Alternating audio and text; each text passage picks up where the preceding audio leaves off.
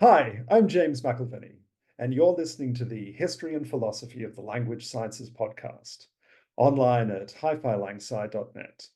There you can find links and references to all the literature we discuss.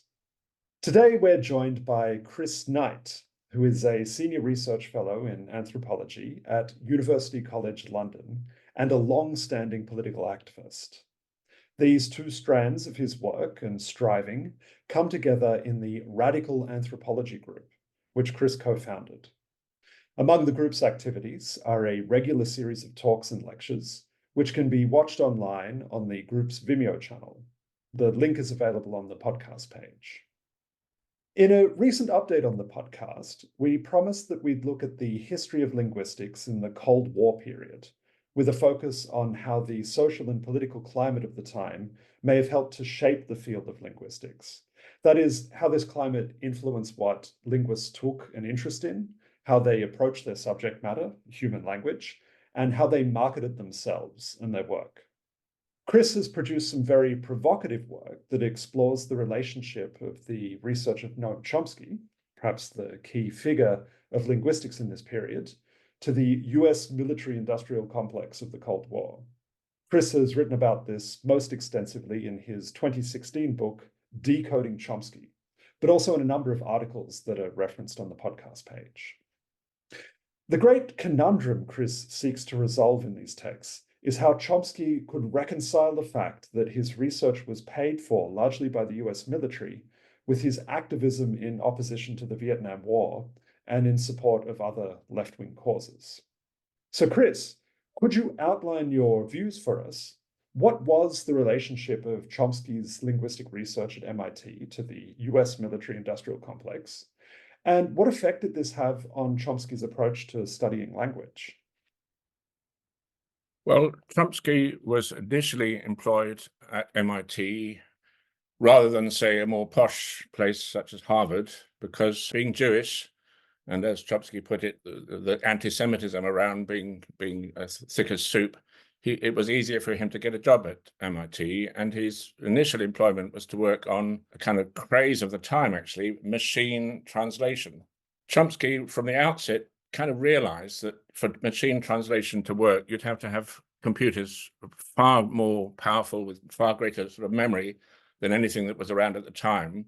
And he realized that really you just need a vast number of sentences, and you kind of average them out and work out what the probable meaning of it is. And I say you being a computer here. And he wasn't interested at all. And what was much more exciting to him, but also very exciting to the US military, was the idea that just possibly the human mind is itself a digital computer of some sort, and that underlying all the world's different languages was this simple code. So Warren Weaver had this great fixer and founder of all sorts of things going on in US military industrial plus intellectual relationships. And I argue that possibly he actually used the analogy of the Tower of Babel, that underneath all the differences, if you delve right down to the very basis of language, you'd find a simple kind of underlying code, which Chomsky before long called universal grammar. And why that was exciting to the military would mean that you could just possibly ask the generals during say a nuclear war to kind of talk to their missiles. I say talk, probably they meant type on a keyboard to their missiles, but you could talk in any of the world's languages and the missiles would kind of get it, because it installed inside the missile or inside the bomber or what, other form of technology would be this kind of black box containing the principles of all the world's different languages. So that was an extraordinarily exciting and ambitious idea. And when Chomsky was invited to work on it, he more or less said, well, I'll work on the principle. I'll work on the science. I won't work on any practical applications. I won't try to operationalize what I'm doing. Anyone else wants to do that, that's up to them. But because this is intellectually exciting and thrilling, in fact, that underlying all the world's languages is a simple, universal grammar, he promised to work on that.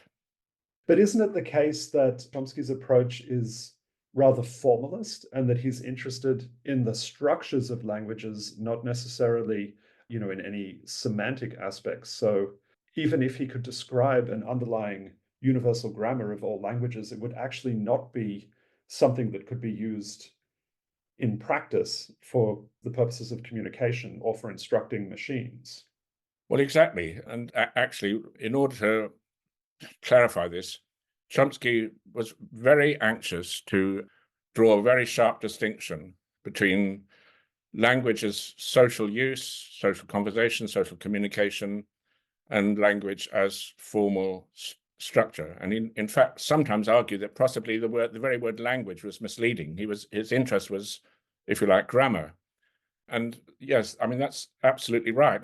But the point I think I would make is that there was a cost to this, because in the end, in order to draw the sharpest possible distinction between language as use and language as grammar, he argued that language is essentially not communicative, that essentially language is the language of thought, and that the first human on the planet ever to, if you like, speak, in his own words, was talking to itself. So in order to absolutely ensure that he kept his politics apart from his work for the military, he stripped language of everything social. And you can sort of see why that was kind of necessary, because anything social in language is likely to be not just social, but political. And if it's political, it'll be political in a context which Chomsky would have thoroughly disapproved. So to make quite sure that he wasn't colluding with the US military on a political or social level, strip out the social from language and leave just the forms. And so language is, if you like, the language of thought. Language isn't for communication. But of course, the moment you do that, you then wonder, well, what's grammar for if it isn't to make thinking externalized and therefore accessible to others? I mean, do we really need grammar when we're thinking to ourselves? Obviously, that's a huge philosophical debate, but I think most cognitive scientists these days would say, well, no, grammar is precisely to make sure that what's in your head gets out to other people. In other words, make sure that it's externalized. And of course, language for Chomsky is I language, internal language. It doesn't get externalized. But the formalist turn that Chomsky made wasn't necessarily original to him, was it? I mean, what is often called American structuralism that immediately preceded his work in generative grammar, in particular the school of the Bloomfieldians, already had a very formalist approach to language. And that was couched in behaviorist terms, which Chomsky argued against. But the actual processes of analysis, where you concentrate just on the forms of language and describe the distribution, as the Bloomfieldians did, but then Zelig Harris, Chomsky's teacher, and Chomsky himself, talking about it in transformational terms, this focus on pure form in language without any consideration of meaning or use, was something that the Bloomfieldians were already doing. Well, yes, no doubt about that. And of course, Zelig Harris, in many ways, Chomsky's teacher, his project was to make text accessible to a computer, to make text legible. And that was the whole point of his formalism. So there's no doubt that different forms of formalism were around. And of course, in my book, I explain how actually you can trace that right back through Jakobson, right back to the Russian formalists, Russian formalism, including the extraordinary poet Vladimir Klebnikov. And that whole idea of formalism is to try at all costs to kind of rescue science, and linguistic science in particular, rescue it from politics. Because if you just have pure form, you can argue that you're doing something on the level of astronomy. I mean, E equals mc squared is not politics, it's just pure science. And there's something clearly liberating and inspiring about the idea of doing pure science uncontaminated by politics. The point I'm making is that if you go to the extreme in that direction, you just haven't got language. I mean, all I'm saying is that in the end of the day, language is social, it is communicative, and if you strip away not only the politics but the social dimensions, what you've got is some form of computation.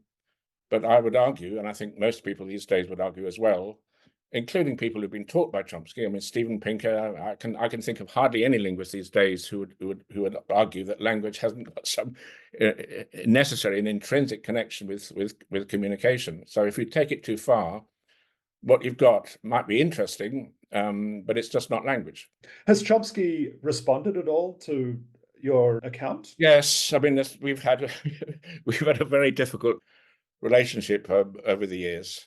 I was one of the founders of Evo Lang along with Jim Herford, and we had a big conference in 2002 in Boston at which Chomsky made the final sort of massive contribution at the end of the whole week. And yes, he has responded. When my book came out, he described it as a vulgar exercise of defamation, a web of deceit and misinformation. The whole story is a complete nonsense throughout. That's a direct quote, I take it. These are direct quotes, yes. Yeah, that's right.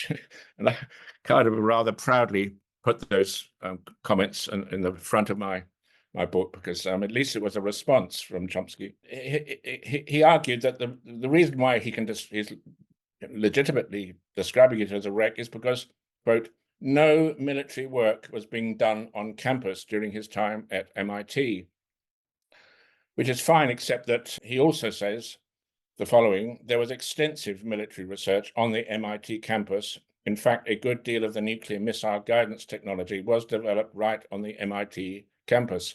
So it's what I'm saying is the point I'm making about the just inescapable involvement with military technology and missile guidance technology.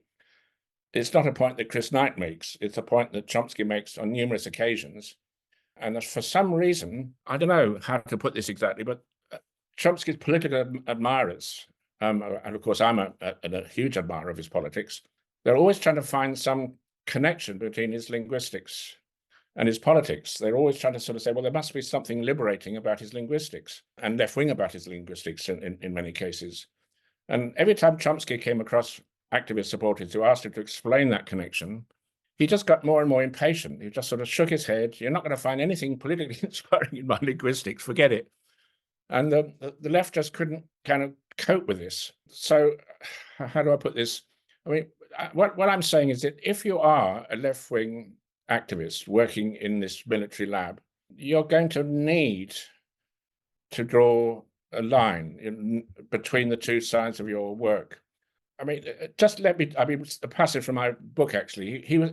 I describe how he became a friend of somebody called John Deutsch, who before long was to become director of the CIA. And Chomsky recalls, we were actually friends and got along fine, although we disagreed on about as many things as two human beings can disagree about. I liked him. We got along very well together. He's very honest, very direct. You know where you stand with him. We talk to each other.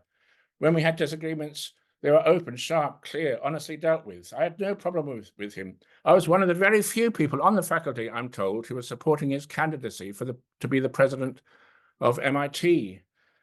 So I'm just saying we need to appreciate the glaring contradiction here, because this is Chomsky's view of the CIA. The CIA does what it wants. It carries out assassinations, systematic torture, bombings, invasions, mass murder of civilians, multiple other crimes. In Indonesia, as Chomsky rightly points out, in 1965, the CIA organized a military coup to prevent the Communist Party, described by Chomsky as the party of the poor, from winning a key general election. The ensuing repression resulting in a staggering mass slaughter of perhaps 500,000 people. So, I mean, you're friends with the future director of the CIA, who's a chemist involved in fuel air explosives and other weapons of mass destruction. You're aware that the CIA is, from Chomsky's point of view, a criminal organization. You're friends with you have lunch with these people, and then in the evening you have a meeting with anarchists and revolutionaries and anti-capitalists and anti-militarists. And I'm simply saying, can you see, you're meeting with these people at lunchtime, in the evening you're meeting with the opposite camps. You wouldn't want the anarchists present in your discussions with the future director of the CIA. And when you're at your anarchist meeting in the evening, I don't think you'd want the director of the CIA to be publicly present in that meeting either. You've just got to keep those two things apart. And keeping them apart meant keeping apart different parts of Chomsky's passion, Chomsky's, if you like, his mind, his brain. To the extent that when an interviewer said to him, well, there seem to be two Noam Chomskys, what do they say to each other? when they meet. And Chomsky says there's no connection. There's no connection between the two of them. The connection is almost non-existent. There is a kind of loose, abstract connection in the background, but practical connections are non-existent. So he's basically telling us that the two Noam Chomskys aren't really on speaking terms. Okay, I mean, you're in a difficult situation. You want your job. You can do very good work in that job, but there are institutional contradictions. And I'm not even saying that Chomsky should have not taken the job. I mean, because by taking that job and becoming such a star figure in linguistics based in MIT, he then gained a platform from which to launch his assault on the US military, beginning with the invasion of Vietnam. So had he not had that job, he might have been like any other sort of activist on the street somewhere without that powerful voice.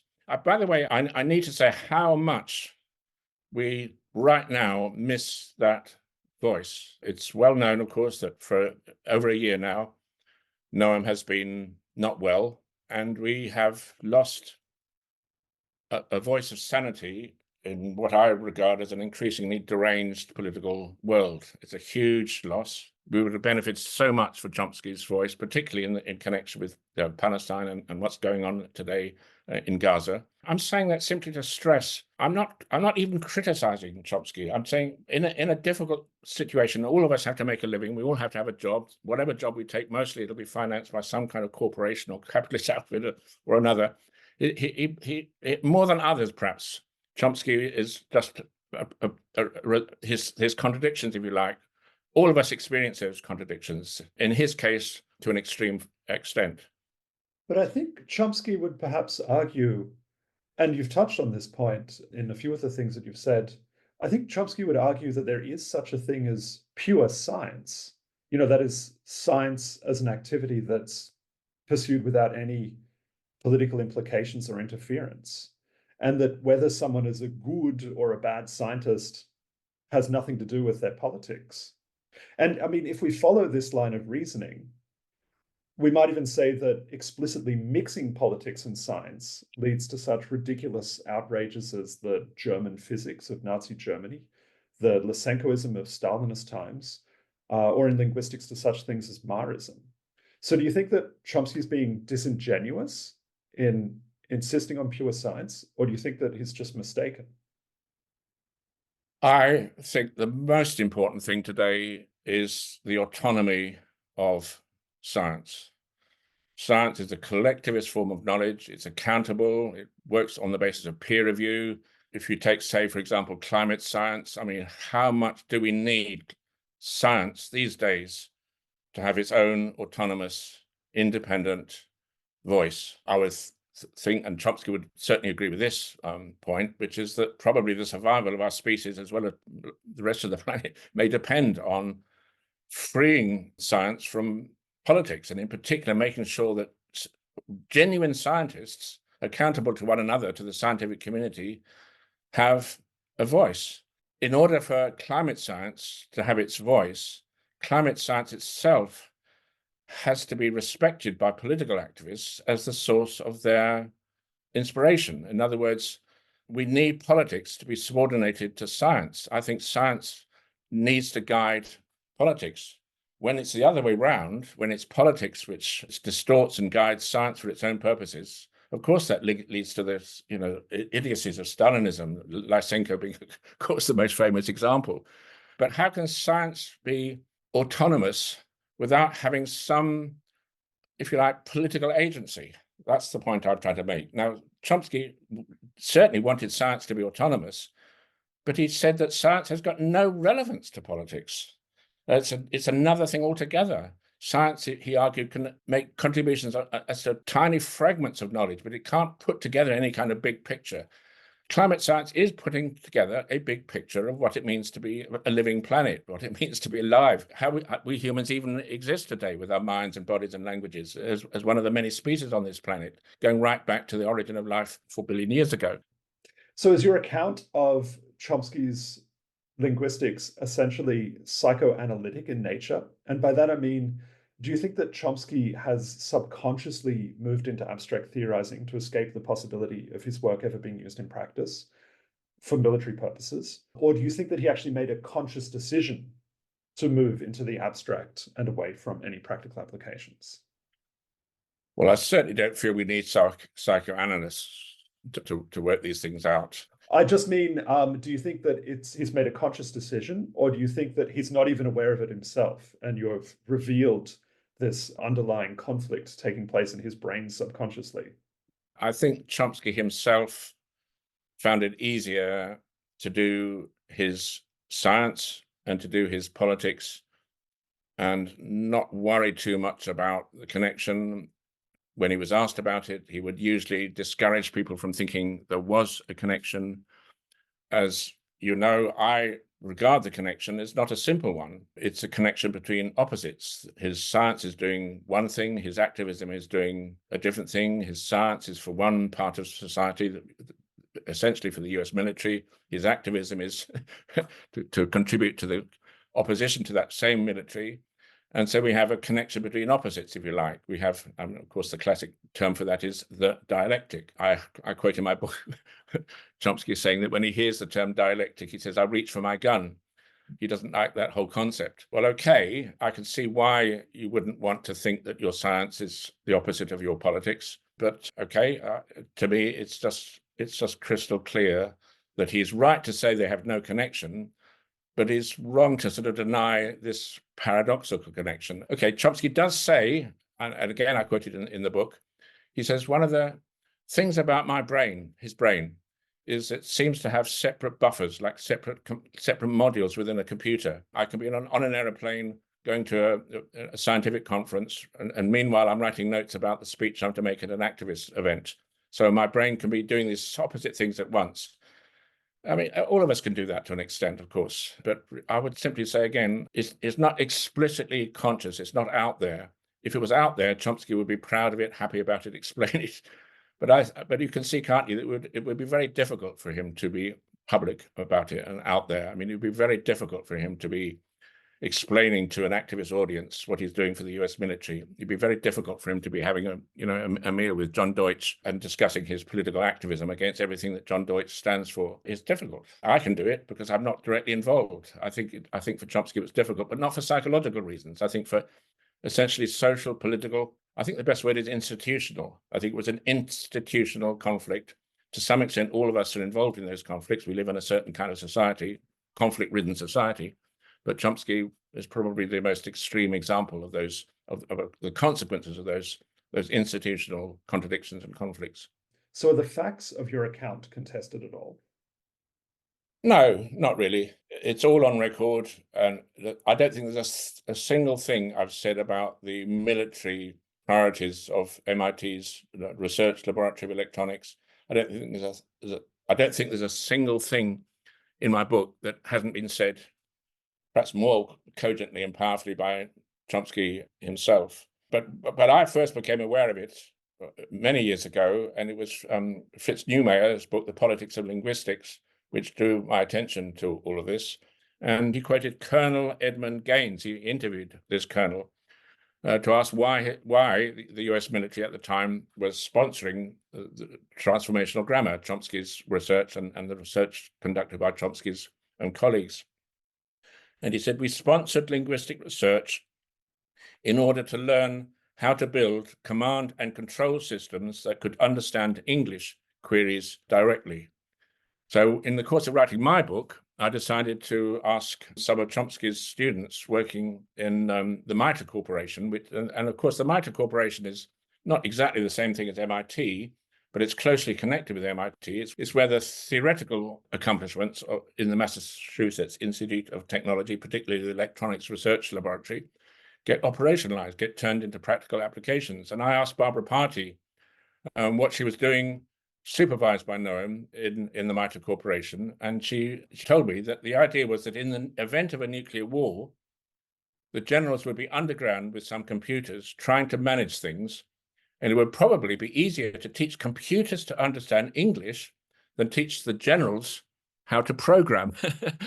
So it's just such a beautiful quote. So, I mean, really, everybody knew what they were doing. And Barbara Party said that we had a sort of feelings of anxiety about the work we were doing, because Barbara, as all Chomsky students, I think, were all pretty anti-militarist, weren't at all happy about what was going on in Vietnam at the time. But there you are, they were doing this, and somehow they managed to square what they were doing with the consciences on the basis that it would be a very long time before you could actually, in practice, kind of talk to a missile and tell it, go right, go left, hit the Viet Cong, not there, you idiot, go there, and talk to it in any language, or type out on a keyboard in any language.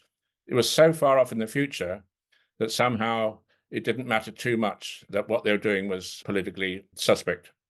Well, thank you very much for answering those questions. Thank you very much, James.